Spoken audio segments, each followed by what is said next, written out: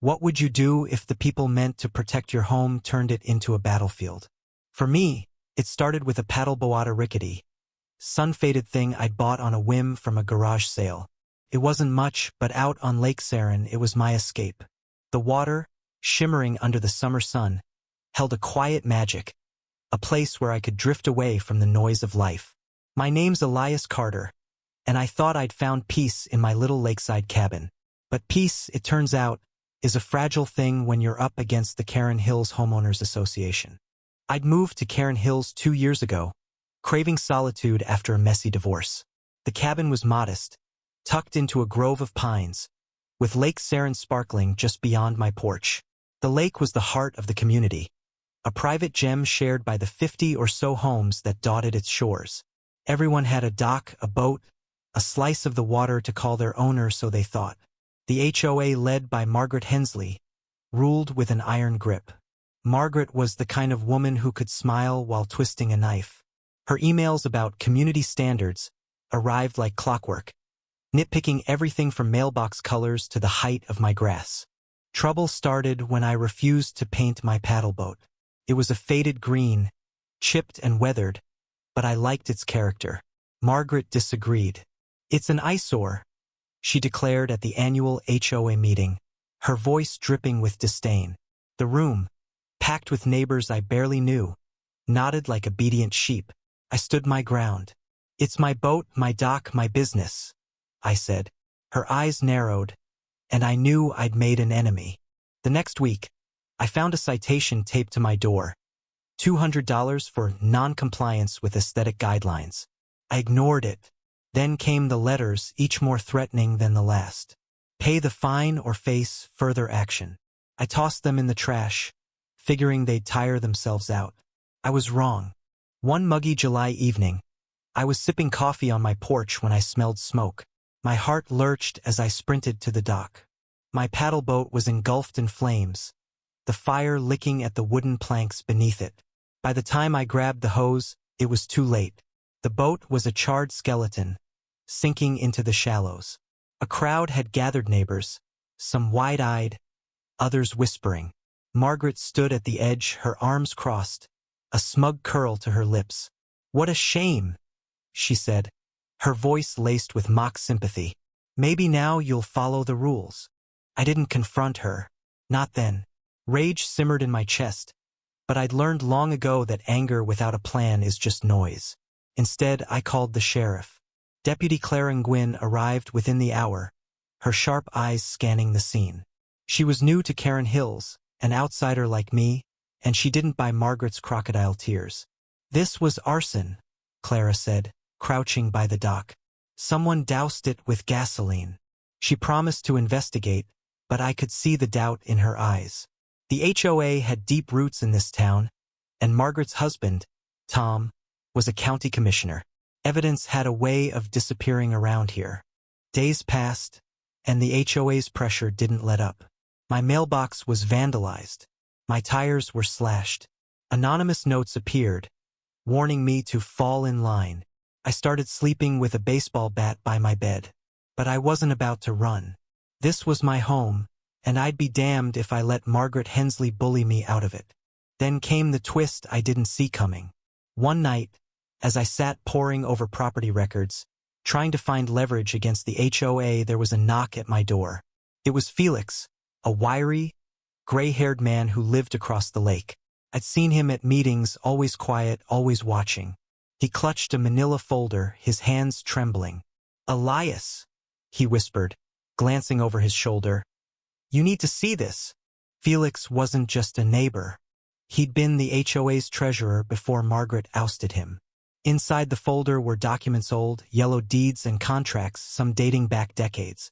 "The lake," he said, his voice barely above a whisper. "It's not owned by the HOA, it's yours." I stared at him, dumbfounded. My grandfather, a reclusive eccentric I barely remembered, had bought the cabin in the 1950s. Unbeknownst to me, he'd also purchased Lake Sarin itself, every inch of it. When he died, the deed passed to my father, then to me.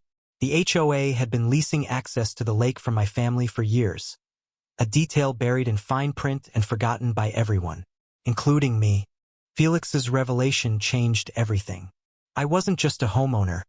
I was the landlord of the lake that made Karen Hills desirable. Margaret and her cronies had no idea.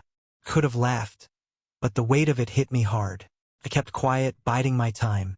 Clara's investigation stiletto surprised the rebut. She confided that Margaret's inner circle was nervous. They'd overplayed their hand, and whispers of the fire were spreading beyond Karen Hills. I decided to strike at the next HOA meeting. The community center was packed, the air thick with tension. Margaret stood at the podium, rattling off her usual spiel about upholding standards. I waited until she opened the floor for comments. Then I stood, holding the deed in one hand and a lawyer's letter in the other. "Margaret," I said, my voice steady, "you burned my paddleboat to intimidate me, but you didn't know I own the whole damn lake." The room went silent. Faces paled. Margaret's smile froze, then cracked. "That's absurd," she stammered. I laid the deed on the table, letting the room see the truth. My lawyer, a sharp woman named Rachel, stepped forward.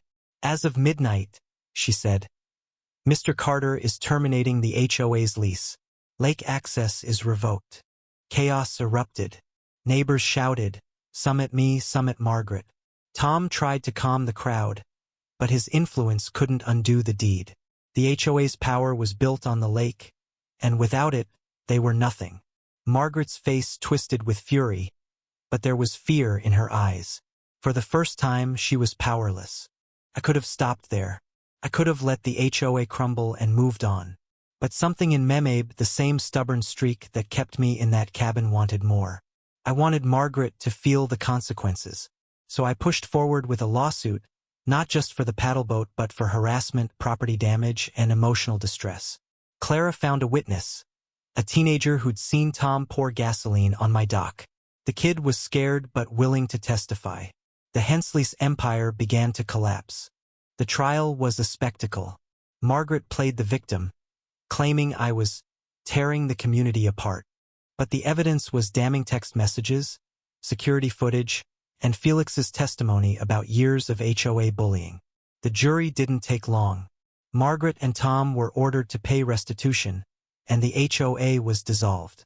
Karen Hills was free, but the victory felt hollow. I stood by the lake the day after the verdict, watching the water ripple under a gray sky. The paddleboat was gone, but so was the HOA's stranglehold. Neighbors approached me, some apologetic, others angry, as if I'd stolen something from them. Felix was the only one who stayed loyal, his quiet courage a reminder that not everyone bends to fear. But the cost was heavier than I'd expected. The lake, once my sanctuary, now felt tainted. Every ripple reminded me of the fire, the threats, the betrayal. I'd won, but at what price? My solitude, my peace, they were gone, burned away with that paddleboat. I owned the lake, but it no longer felt like mine. I sold the cabin a month later.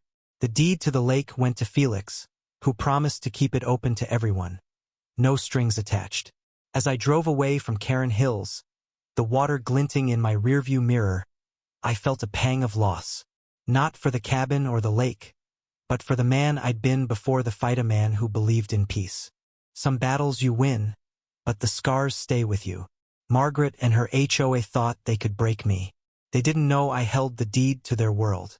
But in the end, owning the lake didn't save me from the fire. ND.